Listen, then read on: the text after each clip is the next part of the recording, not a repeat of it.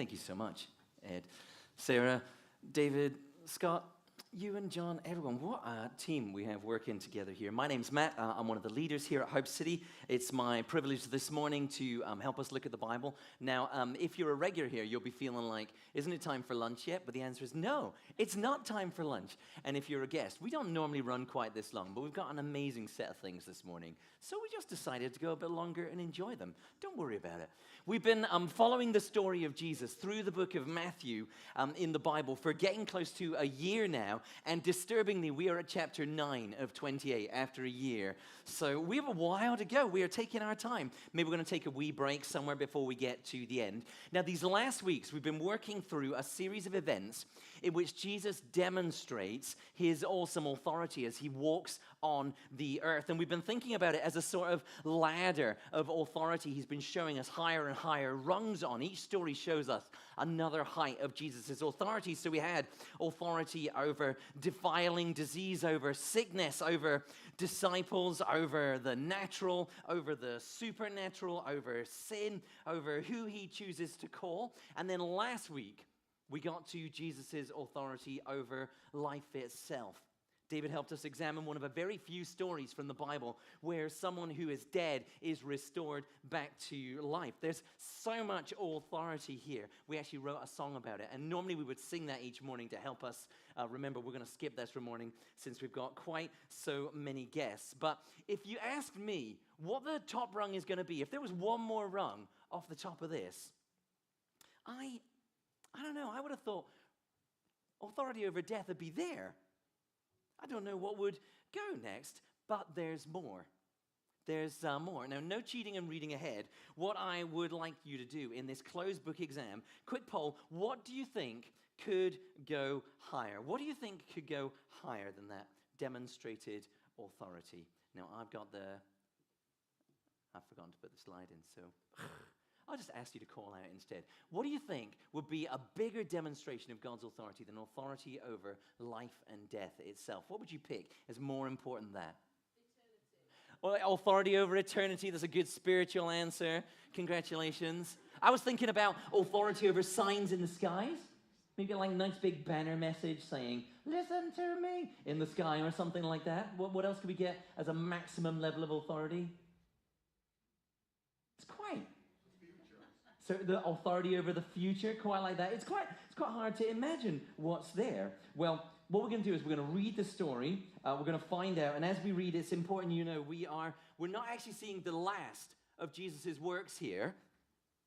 The last thing he does in this chapter of his life. In fact, right after this, we're told he was still working wonders. He's still healing every sickness and disease. But as John, one of the other authors in the Bible, tells us, Jesus did loads of stuff, so much that it couldn't all be written down. So his biographers, as they're writing about Jesus, they're always making decisions about what to include and what to just summarize, about what to go into detail on and what they're just going to give us an outline of. So as you listen to what happens next, ask yourself why what we're just about to read is so important that it gets all of these words, it gets all of this, it gets this position at the very top of this ladder of authority. Why does our writer Matthew choose to underline it? Now, Alex is going to read for us today. So if you want to come on up, Alex, we're on page 974 in those blue Bibles. Have you got one of the blue Bibles? Matthew chapter 9, look for a big 9 and verse 27, page 974. As Jesus went on from there, 2 blind men followed him, calling out, "Have mercy on us, Son of David." When he had gone indoors, the blind men came to him, and he asked them, "Do you believe that I am able to do this?" "Yes, Lord," they replied. Then he touched their eyes and said, "According to your faith, let it be done to you." And their sight was restored. Jesus warned them sternly, "See that no one knows about this." But they went out and spread the news about him all over that region.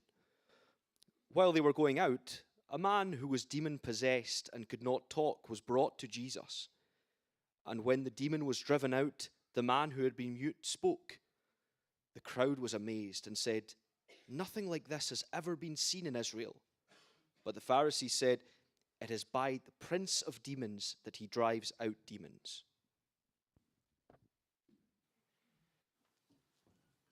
Thanks very much, Alex. Okay, so we're talking about that ladder, going up and up the steps. Top of the ladder, drum roll please. We get sight for the blind and the mute speaking. Now, they're remarkable things, right? These are definitely remarkable things. No question, if this happened today, it'd be in the news. We'd be excited to read about it. We'd be like, wow, this is fantastic.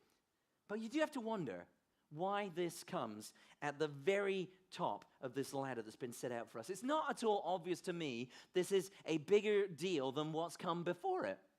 Or at least it's not obvious why it's a bigger deal. He's put it at the top because it is. But why? Why is it there? So we're going to dig in. We'll find our way to some answers. And there's something really important for us to see here today. And the first thing I want to explore for us is the title these blind men give Jesus. And they call him this Son of David. They use this big phrase, Son of David. So we should sit up and pay attention. This is the first time Jesus has been called the Son of David in this telling of his story. Now, the David in view is King David of ancient Israel, who ruled about 1,000 years even further back than Jesus, so about 3,000 years back from today. And in many ways, this King David was the high point of ancient Israel. If you think about David and Goliath, David, he's that one. If you think about the Psalms of David, he's that one. If you think about the Star of David, well, that's his star. You see, he's a great poet, a great musician, a great military leader, a great spiritual leader, and he's the recipient of a great promise from God. He gets this promise that somebody from his line, one of his successors, would always be king, would be king forever. Here is God speaking to David through the prophet Nathan in the Old Testament. And he says, when your days are over, you rest with your ancestors, I'll raise up your offspring to succeed you, your own flesh and blood. I'll establish his kingdom. He is the one who will build a house for my name. I'll establish the throne of his kingdom forever. So that's what these men have rightly seen. Even though they're blind, they've rightly seen that Jesus is this ultimate Son of David. He's the one who's going to build God's true house. He's the one who's going to reign over it as king forever. But I'm getting ahead of myself. I'm pretty sure those two blind men did not actually understand all that. I'm pretty sure they didn't get it. And let me show you why. See, in Jesus' day, the phrase, Son of David, would have meant something pretty explosive to the people hearing it firsthand. These blind men, they're effectively labeling Jesus as a king in the line of David, and that means he's becoming for his throne, coming for the throne as a warrior blessed by God to deliver Israel of the day from her foes and to rule over us. And I think that might help us understand Jesus' instructions, because he gives this slightly strange instruction. He says, see that no one knows about this. That's a slightly unusual instruction because it's not Jesus' power or authority that is a secret. We walked all the way up this ladder, saw all these signs, and many of them were really pretty public. Some were very public indeed. That restoration to life we were looking at last week, well, do you know what happened about that? News of that spread through the whole region. And we didn't hear anything about Jesus saying, stop that, put a lid on it, don't tell anyone. He's just about, after this, to start somebody speaking rather than stop them speaking. So why is he trying to stop these ex-blind guys speaking about it? Well, I think it is down to that title they're using, the Son of David, and down to what the people of the day would have imagined when they heard that. I think that's why Jesus won't engage with them until they're inside the house. If you notice that detail, they're like, help us. And he's like, kind of looks like he's ignoring them until he goes inside. And then he gets to deal with them. See, Jesus is not coming as a revolutionary to lead an uprising against the Romans who were oppressing God's people at that time, much though the people of that day would have loved it. That would have been what they were hoping for and looking for. The Middle East back then was a powder keg, just like it is today. It was full of tension.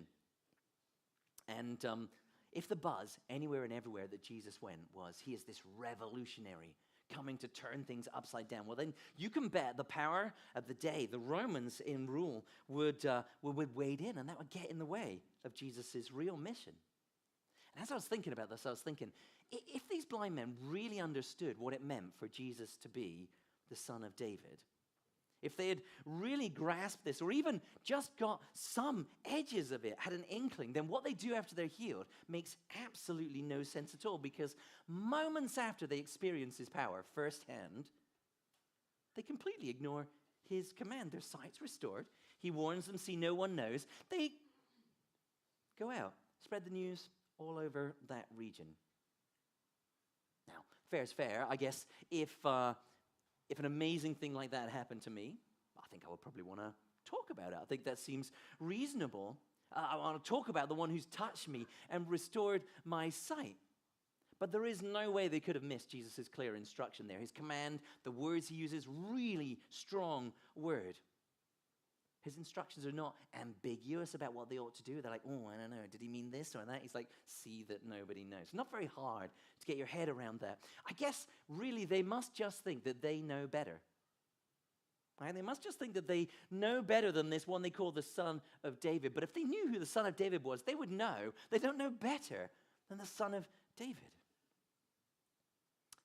It says a lot about who they really thought Jesus was, that they're willing to ignore his clear instructions so quickly as that. Well, we haven't got very far on understanding why these signs are placed at the top of that ladder, have we? Just the first mysteries we came across. But don't worry. Let's not despair. Let's dig into the very last sign that we got. Let's see if this one can help us. Initially, it seems pretty unremarkable, in the kind of remarkable Jesus is walking the earth sort of way, but relatively unremarkable if you've been following the story through to here. We've talked in previous weeks about possession. We've already seen Jesus dispatch not just one or two, but a whole legion of demons out of somebody. So why is this particular case saved for last? Why is the last one that we get detail spilled on? What makes this one special? Well, the man that's brought to Jesus is mute. He couldn't talk, and most likely here he couldn't hear either. In those days, the same word is used for both because they're often linked. It's true that we've not actually met this specific condition before. We haven't run into somebody who's mute before in Jesus' story up to this point, but it's hard to see why that makes it so dramatic, so significant, that this should be the summit of the whole thing. We already covered the blind, the paralyzed, even the dead. And yet, the story ends with this surprising response from the crowd. The crowd are amazed. The crowd are amazed. And it might well be factually true what they say. Nothing like this has ever been seen in Israel before. Maybe it's true. Nobody who's mute has ever started speaking in Israel before. But is it really that amazing given everything else that's been going on? Most likely this is just like a summary of the crowd's reaction to the whole set of events in this section, the whole ladder we've been walking up of authority. As the section draws to a close, this is their overall reflection. Wow, this guy is amazing. Something is special here. It amazes the crowds, but it really does not amaze the religious pros, these guys called Pharisees. That word today still has this resonance of kind of being self-righteous jerk. It means these religious pros. And we've seen, like, up to this stage in the story, flashes of opposition to Jesus here and there. That seems to harden here into consistent opposition. And rather than marveling at all the wonderful things they've seen right in front of their eyes, they attribute all these wonderful things to the evil power, the prince of demons. Now, if they're right, even if that's just actually what they're really thinking inside themselves, then fair enough, they should be absolutely in opposition to what Jesus is doing. But as I've thought about it, there's a powerful irony here, and perhaps now we can start to see why these two signs come last. The blind are healed right in front of their eyes. The mute is delivered. Their ears hear the very first words spoken by these people. And what do? They choose to ignore the evidence of their eyes and ignore the evidence of their ears. Jesus moves things in one direction. The blind see, the mute speak. They're busy going in the opposite direction. They are closing their eyes to what's in front of them, covering their ears. They're choosing to be blind, choosing to be deaf, even though they can hear. Blind and deaf, as Jesus demonstrates his authority and his identity. For them, seeing is very much not believing. I've studied this passage quite a lot. It looks simple. The Bible's often like this. You read it first, you're like, I kind of know what that means, or at least I think I do. You read it again, you're like, I got no idea what's going on here. And you keep digging and digging, you find more and more and more inside it. So as I've been studying this, there are some amazing connections that you wouldn't immediately spot. Connections with the writings of an ancient prophet called Isaiah, who's also in our Bibles. This voluntary blindness, choosing not to see, this voluntary deafness, choosing not to hear. Well, take a look at this in Isaiah chapter 42. God is speaking through the prophet Isaiah to his people, here called his servant or called his messenger, because that's what God's people are meant to be. They're meant to be the ones who serve him. They're meant to be the ones who step out with his message. Hear, you deaf, look, you blind, and see. Who's blind but my servant? Who's deaf like the messenger I send? Who's blind like the one in covenant with me? Blind like the servant of the Lord. You've seen many things, but you pay no attention. Your ears are open, but you do not listen. Well, God's people, those religious experts in particular, they are willfully ignoring the evidence of their eyes and ears. They're rejecting, in fact, the role God has given them as servant and as messenger. They won't be his servant. They will not be his messenger. But there's one last thing I want to show you here. These Pharisees, they're famous for their religious dedication. They would totally put us to shame. They would memorize huge chunks of the Bible. They would know it backwards, forwards, sideways, inside out. No problem. Put the rest of us to shame. When they come across a Jesus who gives sight to the blind and a Jesus who gives speech to the mute, well, they should have known. And the truth is, they probably would have known that there is exactly one place where those two things come together in the whole of the Old Testament. And here it is. Then, speaking about a time that's going to come, the eyes of the blind will be opened, the ears of the deaf unstopped. Then will the lame leap like a deer and the mute tongue shout for joy. How many of those things has Jesus just checked off? All of them. And he finishes with the first and the last. Everything described there, they've just experienced firsthand. The sign is given.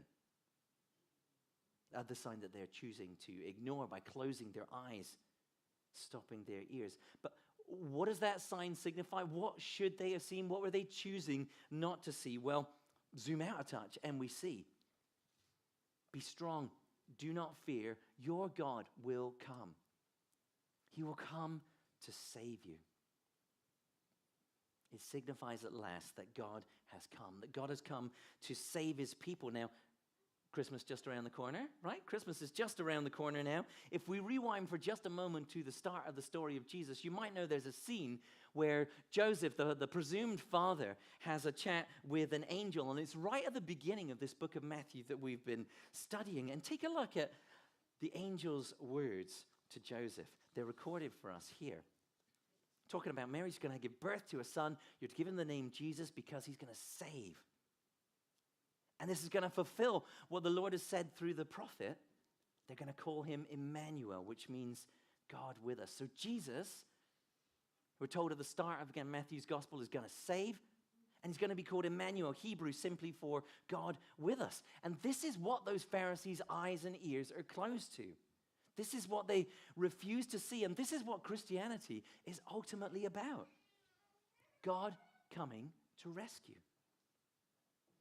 Let me give you one last slice from that section in Isaiah that we're looking at. One last zoom out. If you read a bit more of the story, God is going to come to rescue. Here's the signs you're going to see. It goes on to tell you what you should expect to see afterwards. And here's what it is. It says, those the Lord has rescued will return. They'll enter Zion. Now that word has a lot of political and kind of contemporary connotations. What it means for them, it's their place, it's their way of describing where God is, okay? So think about it that way. It's where God is. Those the Lord has rescued will return. They'll enter where God is with singing.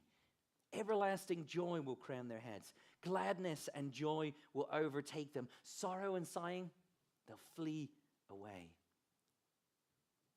Now, the heart of the Christian message is Jesus, who makes a way from our broken world back to God, back home to joy.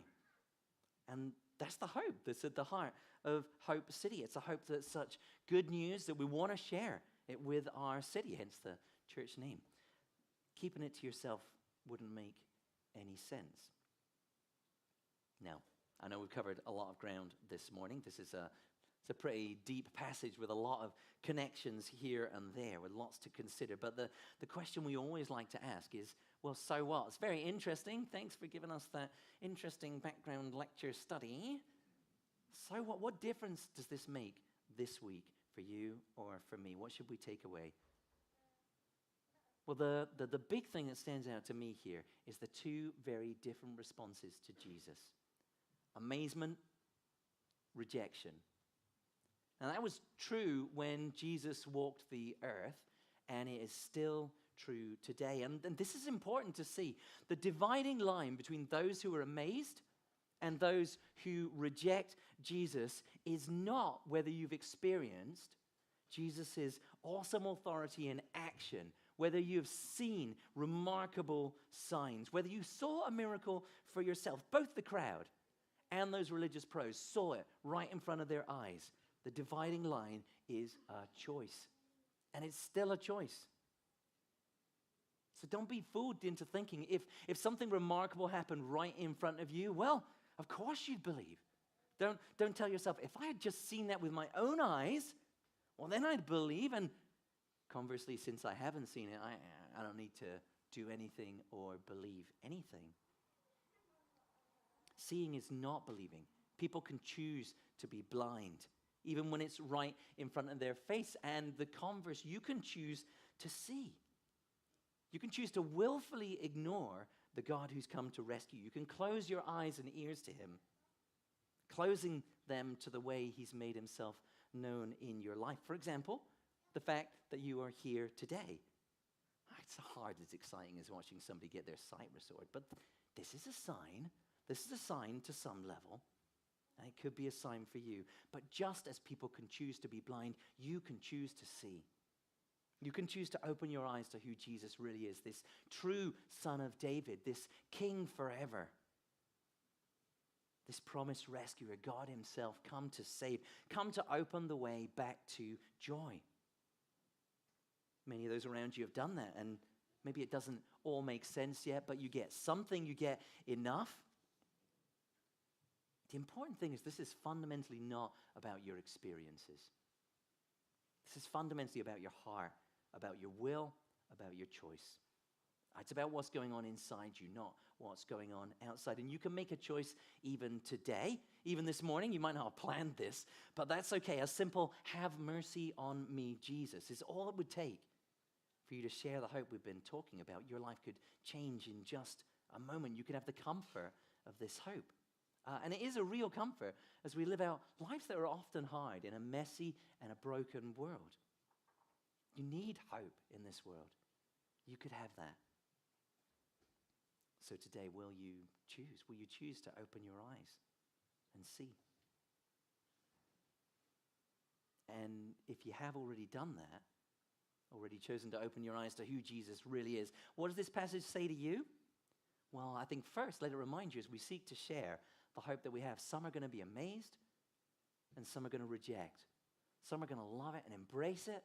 Some are going to see what we're talking about. Some are going to call us names and turn the other way. That would be true even if you could do signs and wonders, even if you were the best representative of Jesus ever. It would still be true. So don't let rejection stop you. Instead, let the goodness of this hope drive you on. And I think really, secondarily and more importantly, we should be amazed.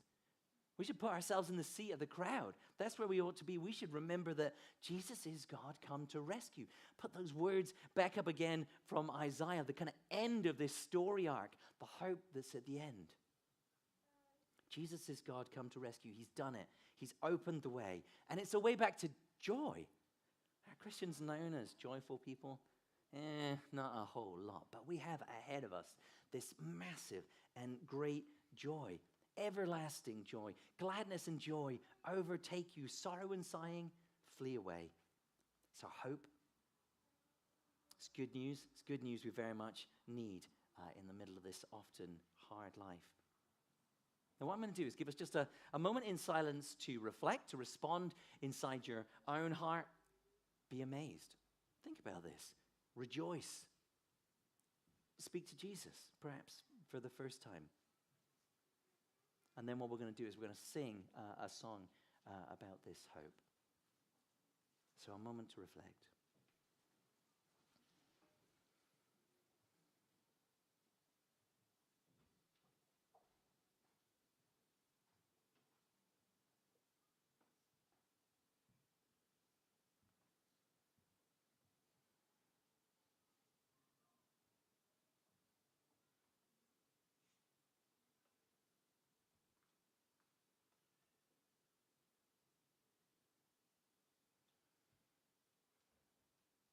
Lord God, may we see and hear and believe this news of true and good hope for joy.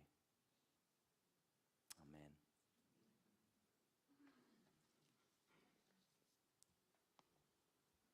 Shall we stand together and sing?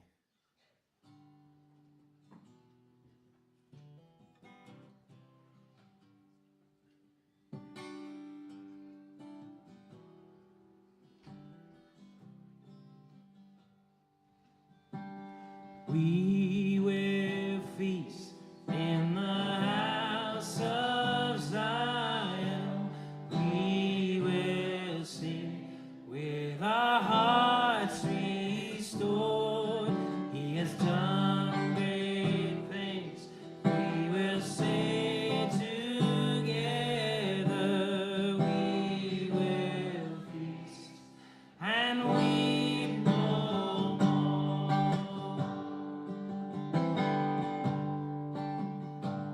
We will not be burned by the fire.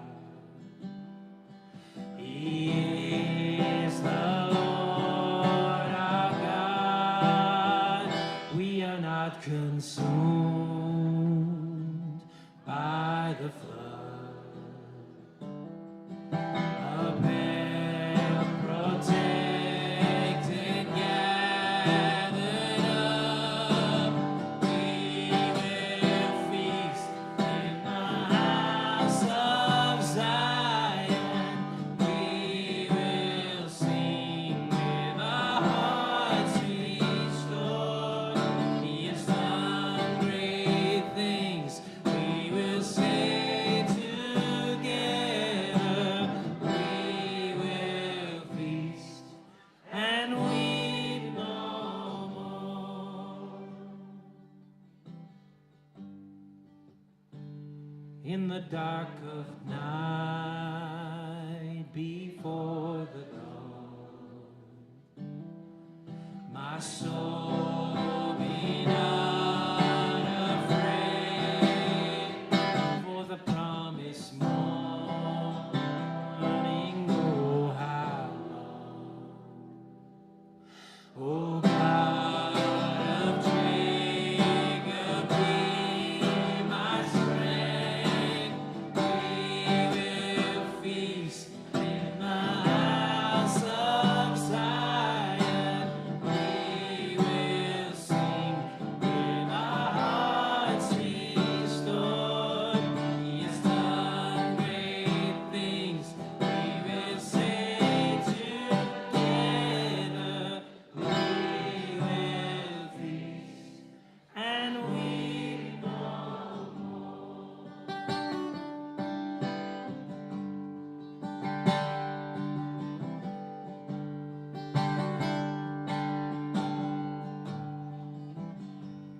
Every vow we've broken and betrayed,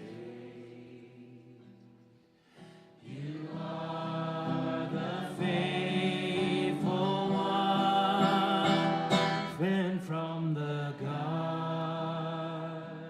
to the grave. Bind us together, great shalom. We will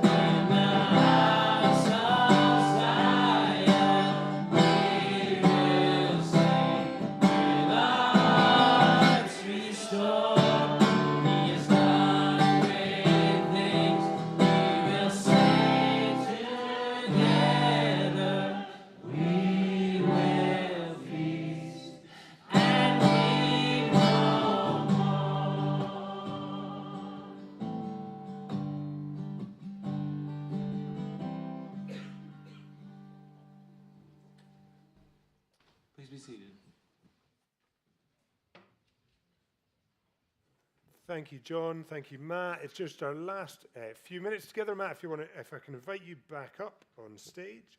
We're going to spend a little minute talking about those questions that people put in that we mentioned earlier. And hopefully, there we go. And if I press this button. First question, are baby blessings, Matt, the same as christenings?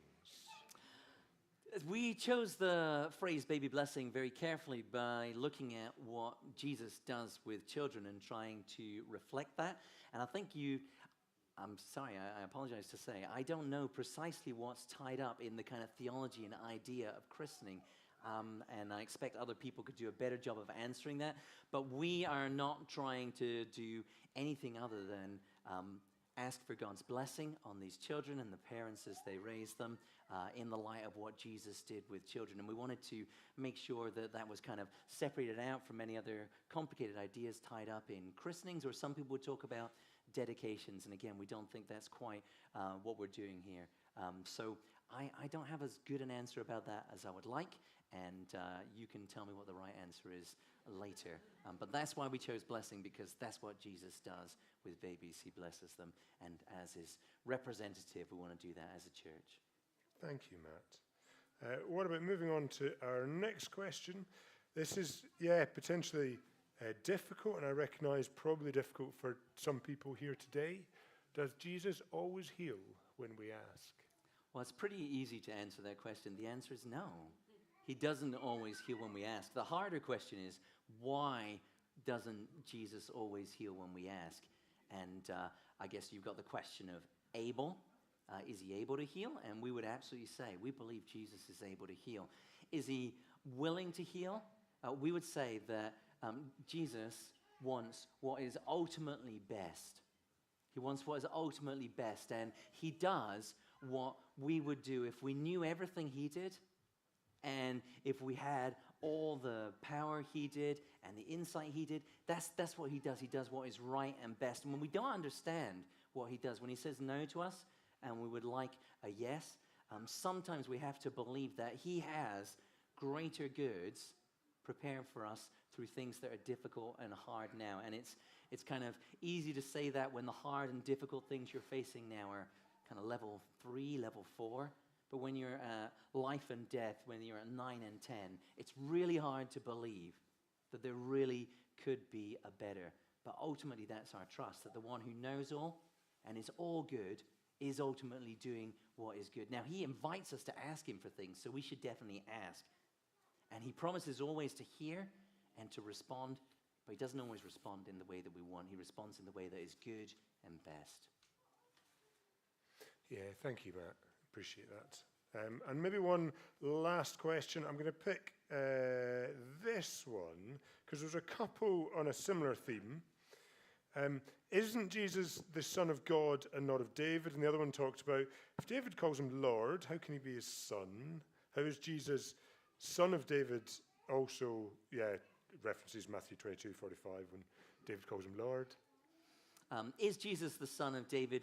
Yes, he is, and you can see that played out for you in the Bible's telling of the Christmas story. It gives you very careful genealogies, lines of fathers and children reaching back to David himself. So you can see Jesus is in the line of David. So physically, naturally, he's in the line of David. He's son of is kind of transitive, if you speak mathematics speak. So when I say son of, it can be son of, grandson of, great-grandson of, all the way down. Son of means the same thing. So Jesus is the son of David, but he is absolutely the son of God. He can be both at once.